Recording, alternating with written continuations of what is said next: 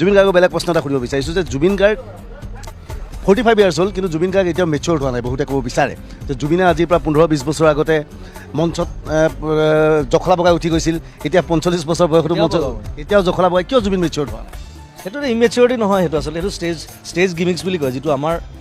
আৰ্টিষ্টবিলাকে সেইবিলাক নকৰে বাহিৰৰ ৰকষ্টাৰবিলাকে কৰে আৰু মই সদায় নিজকে মই ৰকষ্টাৰ টাইপ ৰাখোঁ ৰকষ্টাৰবিলাকে ষ্টেজত জঁপিয়াই জাপ মাৰি দিয়ে মানুহৰ মাজত বগাই যায় শ্বাৰ্ট খুলি দিয়ে সেইবোৰ আমাৰ ইয়াত কৰিলে মানে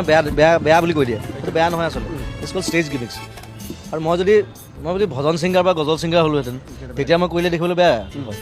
কাৰণ মইতো ৰক চং গাওঁ মই ফ'ক গাওঁ ৰক গাওঁ চব ধৰণৰ গান গাওঁ মই কৰিব পাৰোঁ ইচ্ছা মন কৰিলে বহু লাগিলে যদি অডিয়েঞ্চৰ পৰা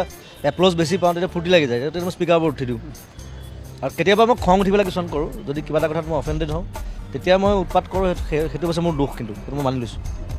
এতিয়া এনেকুৱা ধৰণৰ হয় যে বহুত শিল্পী আছে অসমত যে যি শিল্পীৰ আচলতে বাস্তৱ চৰিত্ৰটো তেনেকুৱা নহয় কিন্তু তেওঁ যেতিয়া মঞ্চত উঠে তেওঁ এখন বেলেগ চৰিত্ৰ এটা দাঙি ধৰে কিন্তু জুবিন গাৰ্গ এনে এটা মানুহ যে যাৰ এতিয়াও যিটো মানুহ মঞ্চতো সেইখন মানুহ ৰাইজৰ আগতো একেই ঘৰতো একেই সেই কথাটো জুবিনক ক্ষতিগ্ৰস্ত কৰা নাইনে মই একেধৰণে থাকি ভাল পাওঁ আচলতে মানে কি মোৰ এটা স্প্লিট পাৰ্চনেলিটি আছে সেইকাৰণে মই কেতিয়াবা ৰিভল্ট কৰে সেইটো বাইপলাৰ ডিজিজ বুলি কয় সেইটো মই পঢ়িলোঁ সেই বিষয়ে সেইটো বহুত ক্ৰিয়েটিভ মানুহৰ থাকে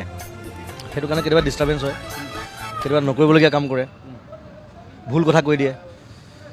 অদৰকাৰী জেগাত মাত মাতি দিয়ে সেইটো হয় মোৰ কেতিয়াবা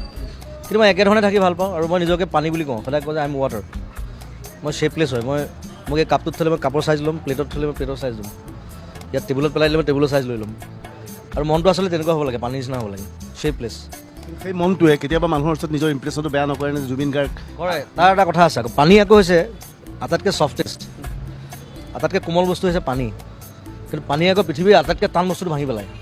যেতিয়া খং উঠে তাৰ চ' সেইটোৱে প্ৰব্লেম কৰে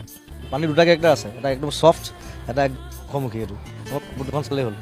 সি ধুনীয়াকৈ বৈ থাকে ঠাণ্ডা মুণ্ডা যেতিয়া গুৰজি দিয়ে গোটেইখন চেক কৰি পেলাই